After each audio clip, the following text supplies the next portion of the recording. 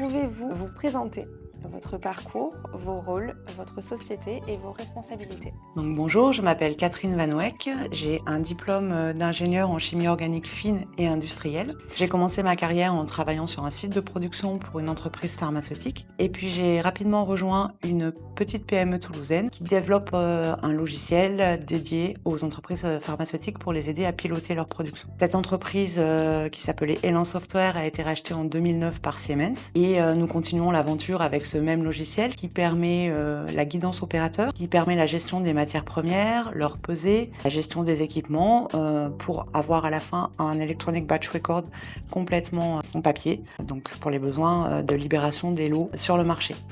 Et en parallèle, depuis quelques années, nous travaillons sur aussi un nouveau produit, OpCenter X, globalement sur Siemens, qui est un logiciel SaaS, dédié aussi aux entreprises pharmaceutiques, mais pas uniquement.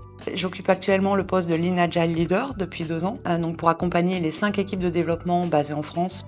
Nous avons également 5 équipes basées en Inde, à Pune. Historiquement, j'ai eu le poste de responsable qualité pour ce logiciel et j'en garde encore un petit peu quelques activités, notamment la conduite d'audit client ou le respect des aspects réglementaires nécessaires. Qu'est-ce qui caractérise l'agilité chez Siemens au regard des défis de votre activité?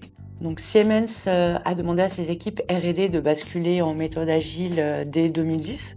Nous avons commencé par appliquer la méthodologie Scrum. Depuis 2 ans, nous appliquons maintenant la méthodologie SAFe à grande échelle, donc, puisque nous avons 10 équipes de développement pour ces 2 logiciels qui sont répartis sur 2 trains différents au sein d'une même solution. Les points positifs que nous avons rapidement vus, c'est un meilleur alignement entre les équipes de développement, une meilleure gestion des dépendances, un retour plus formel de nos stakeholders, et également un vrai processus d'amélioration continue qui profite à toute l'entreprise. Au niveau des défis, comme nous travaillons pour des entreprises réglementées et assez exigeantes en termes de traçabilité, de documentation, de qualification opérationnelle, qui est la dernière phase de test avant de pouvoir libérer le logiciel, il y a quelques défis pour adapter ces contraintes sur les méthodes agiles. La durée d'implémentation d'un projet chez nos clients est assez longue, donc parfois le retour réel du client est peut-être un petit peu longue pour une méthodologie agile. Nous avons beaucoup de versions différentes du logiciel sur le marché et ça peut complexifier un petit peu avec des updates à libérer assez régulièrement, donc qui peuvent